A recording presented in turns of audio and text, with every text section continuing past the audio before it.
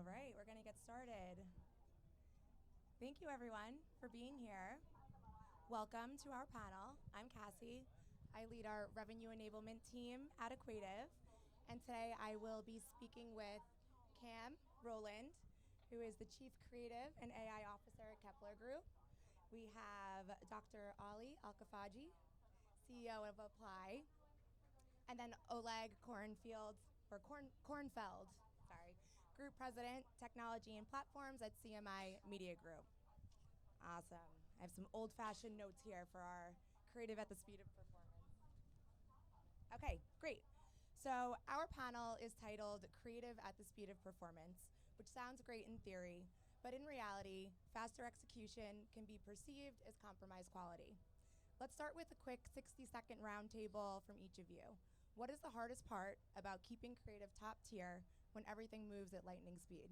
Let's start with you, Camm. We'll start with me. Ooh.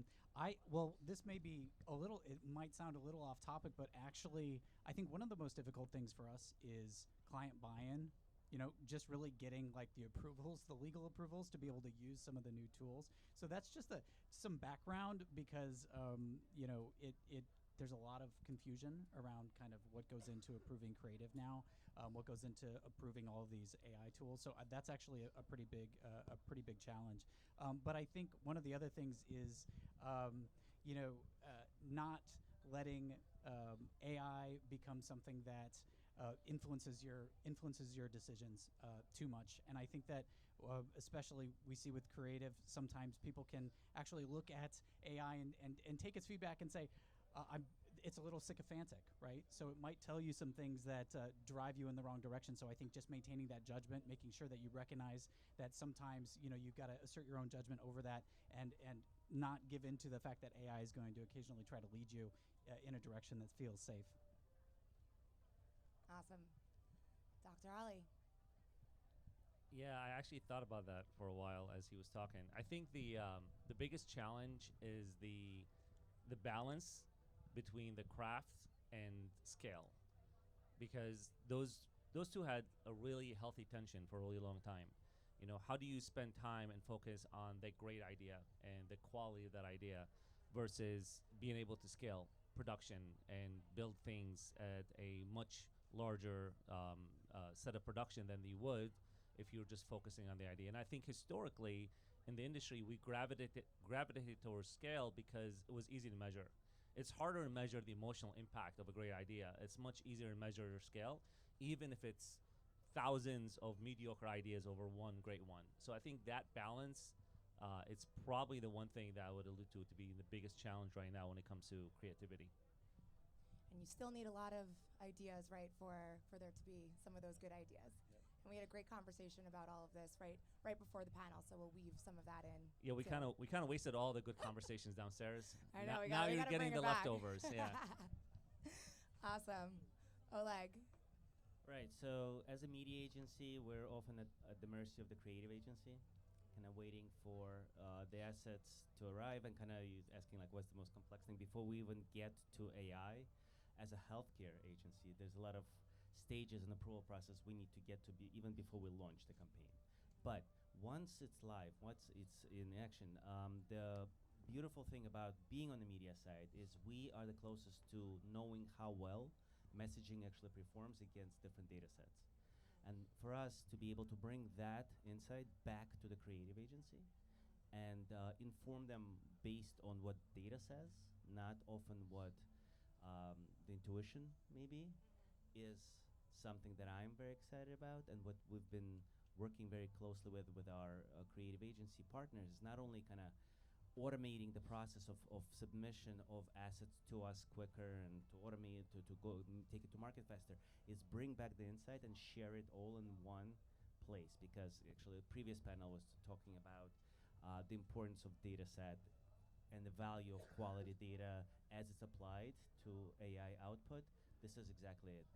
If we can share, and when we share performance data of all these assets with the creative agency in one place, they can actually have time to make changes on the fly. Yep. and refresh stuff much quicker. And that obviously plays out in activation. Awesome. And have you found success there already, like just with the real-time optimizations that like can be happening, and bridging that gap right from execution to Yeah, actually, strategy? it's the easiest thing to prove because once it's in market, once in action, and when we can personalize creative based kind of classic like blue one versus green one, whatever it may be. But if the data says certain things and it is a data point of activation, it's not just targeting a consumer; it's also targeting how the consumer tends to react to a message, which as another data point. Um, it's obvious right away what works and Right. what doesn't work. Awesome. All right, Ali, you had mentioned the big idea, so we're going to go back in time here. We all know that advertising has obviously evolved dramatically, right, since the Mad Men era. And where success often hinged off of Don Draper having that big idea, right, the creative idea in the conference room, and that's what we went with. But today we have AI, we have automation, and seemingly infinite creative variations at our fingertips. So what aspects of great advertising do you feel are timeless, and what do you think needs to change in today's landscape?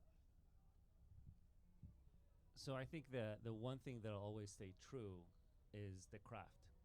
I think that technologies change, whether it was a typewriter in the Mad Men era or the AI right now. Technology will change. The craft itself will always be the differentiator. That's what separates good from great creatives. And then you look at the possibilities of what AI brings to the table. You can scale with AI, but AI also amplifies the good and the bad.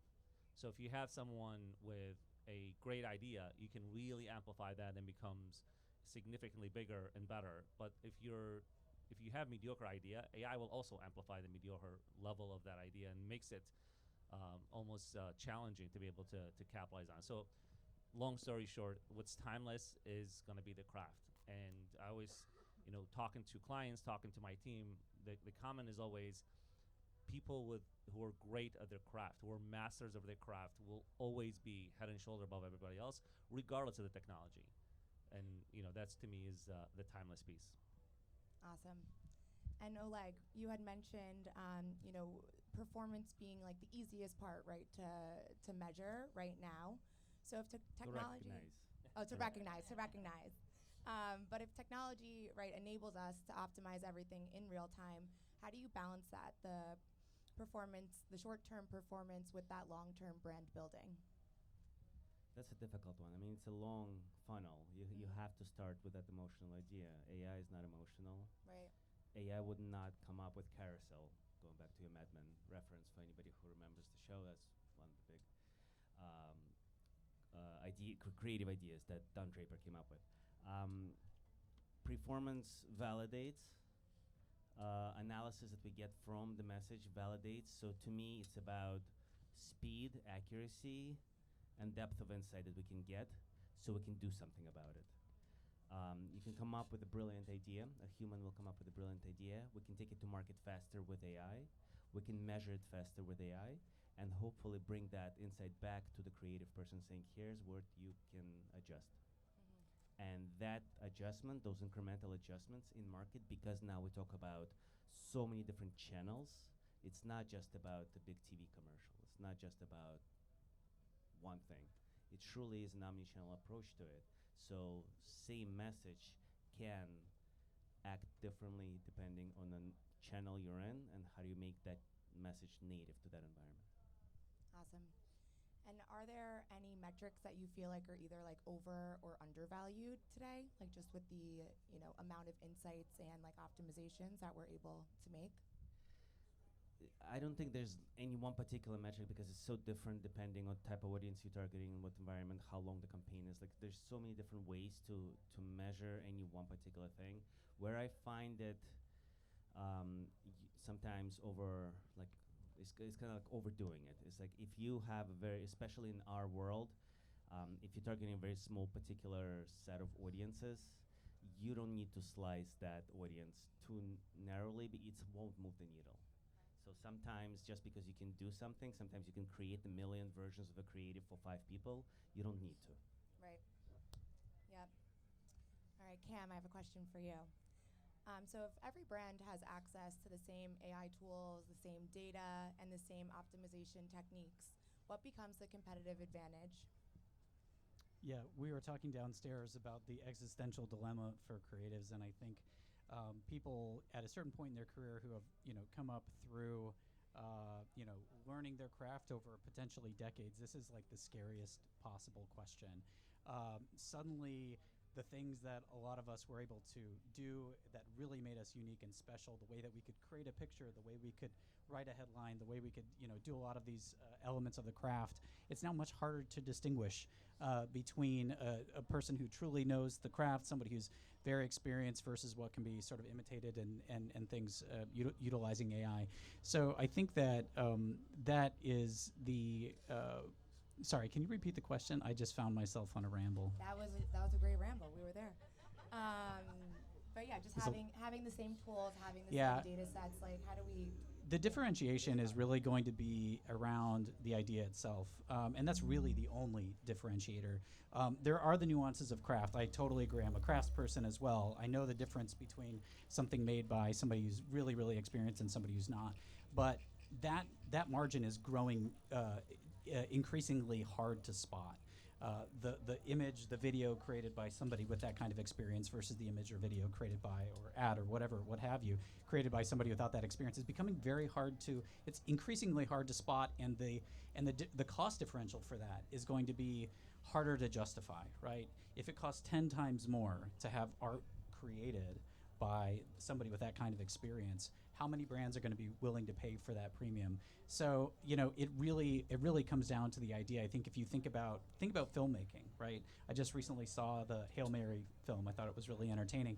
From a production standpoint, we're going to be getting into a place where things like that can be produced more easily, but we're not going to have a million feature films. We're going to have a select few feature films similar to the way we have. There's going to be a lot more content, but the things we have time to invest our energy into watching and taking in are still going to need to be curated, and that means we're going to watch the movies with great stories. We're not going to watch every single thing because anybody can kind of produce these sort of things. So I would say absolutely the kind of core differentiator is still going to be the creative idea, and we talked a little bit about that idea what AI is capable of doing from that standpoint, and it is I believe AI has a lot of creative capacity, but it is still pattern-based. It is still, recognizing patterns. So it's not going to give you that lightning in a bottle. It's not going to give you that, oh my gosh, this has really never been thought of moment.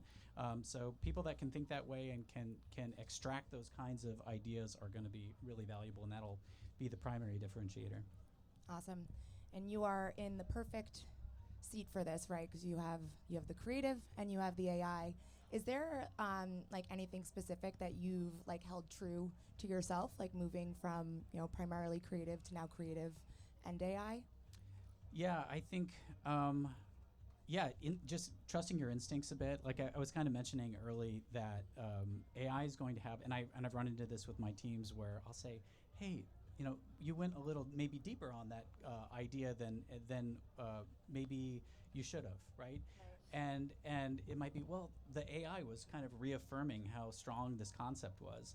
And I think, well, that's what AI is going to do. AI is going to tell you that the ideas are strong. And, if you could give it a poem and it'd say, that's an amazing poem, right? It could be a terrible poem that you give it. Right. So I think just that instinct of always staying, sort of trying to be the sort of most human you can be, and trying to hold yourself sort of accountable to thinking that way, and not getting kind of lost in deferring your judgment to AI. Mm-hmm. Your judgment, your instincts are usually right, and I would say that's something that you got to stay true to over time. Mm-hmm. Yes, definitely. So then if we move to I'll let you take a sip of water, but I'm going to read you a question, Ali. Yeah. So then from a digital product and experience standpoint, building the infrastructure for real-time optimization is incredibly complex. How do we build tech platforms that give creatives the freedom to tell a story without completely boxing them into rigid templates and automation constraints? Yeah, this is a challenge, right? When you're talking about AI and creativity, I was mentioning to him earlier, being a chief AI creative officer, it's almost like a schizophrenic role because you have both sides pulling. But I think you start with the idea, and then you build AI around it, not the other way around.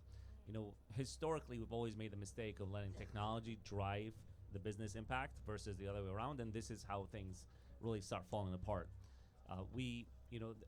In the industry right now, there's so many AI engagements and projects that are failing to show ROI, and the reason being, people are taking their existing processes and saying, how do I put AI on top of it? And trying to kind of squeeze a workflow with AI.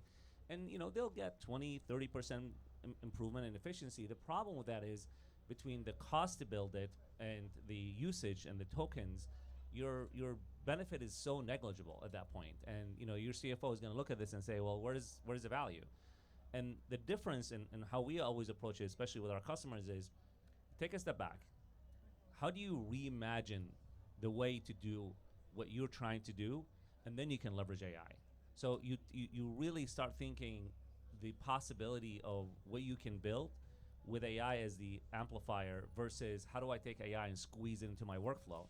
And what we've seen when you do this, it's not 20, 30% improvement, it's 20, 30x.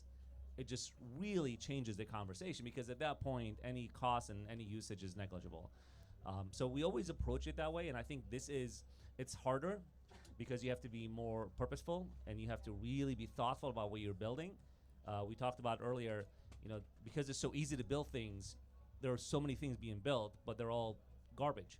Because if people are building things on a whim, they're not really thinking through the process and the goals.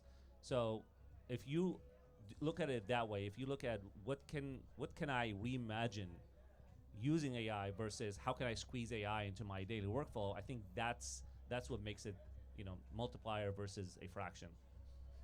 Awesome, and I feel like that's like the new creative craft, right? Reimagining how everything can work and how we should be building. Is there anything from like a foundation standpoint that like you found is like particularly important, like to be able to build that from the ground up? Yeah, ask why. Again, because it's so easy to build things, people often are just building applications without really asking that question. Take a step back, ask why. Why do you need this?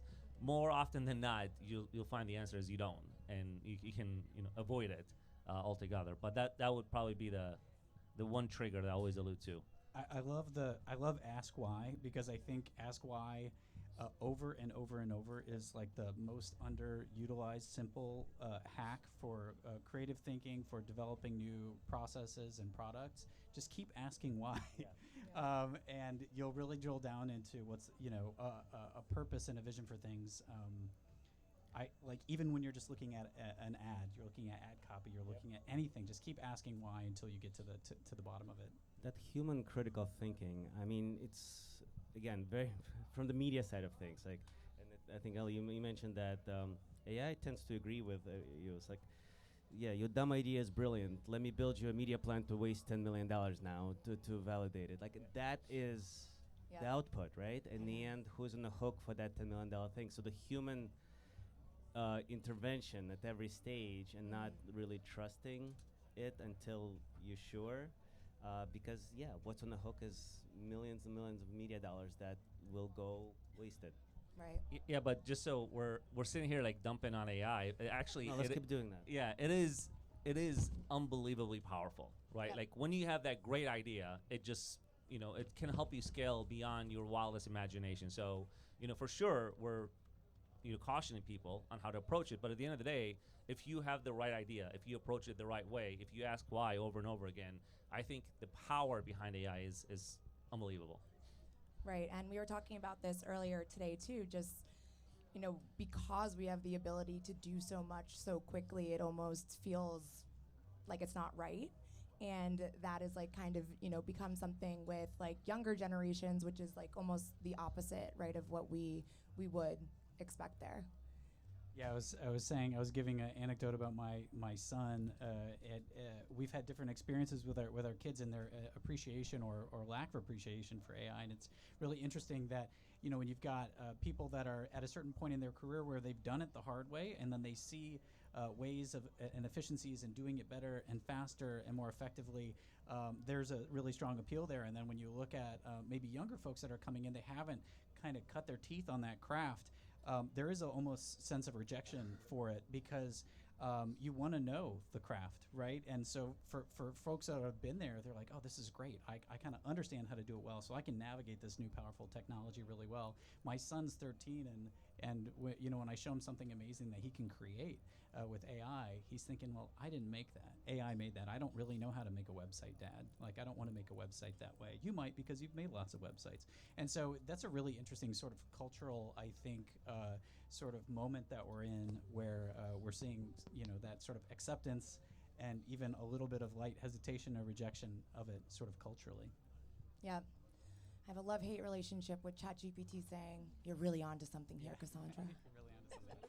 That's even better. That's even better. That's what I told you. You improved on what I told you. I bet You're I on did. the cusp. Yeah. Awesome.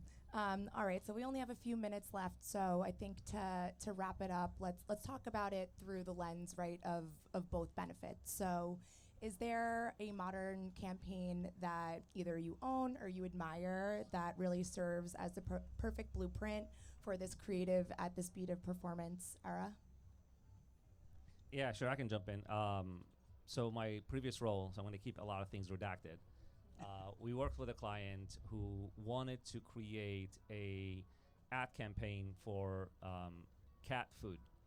And our creative agency did an unbelievable job with the concepting and presented to the client. And the idea was cats are just like dogs. They like treats, but they never beg for it.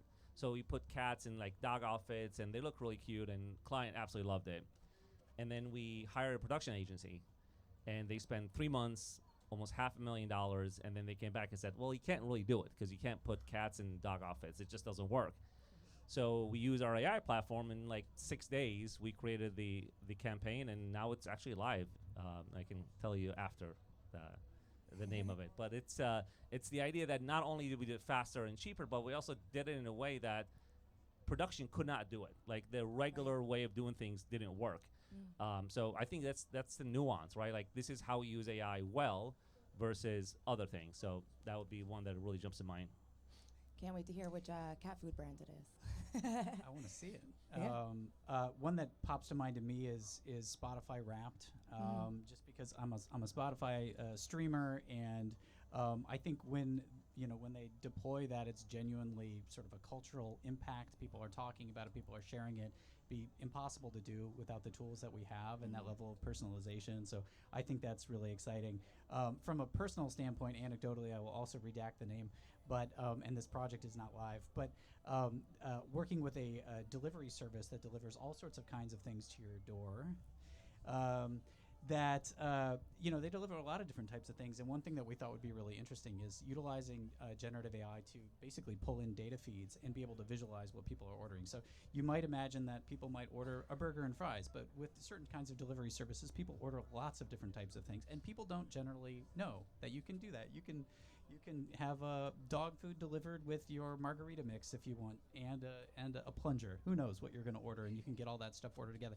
So we basically devised a sort of a process where we could pull in all the data feeds of what people were ordering, and then you use Gemini essentially to visualize what those orders were and put those out into those actual regions. So you're looking at what people in your neighborhood are ordering essentially in real time, and just drawing attention to all those weird and funny kind of orders that people make, obviously anonymized, and you're not seeing who's ordering it or anything like that.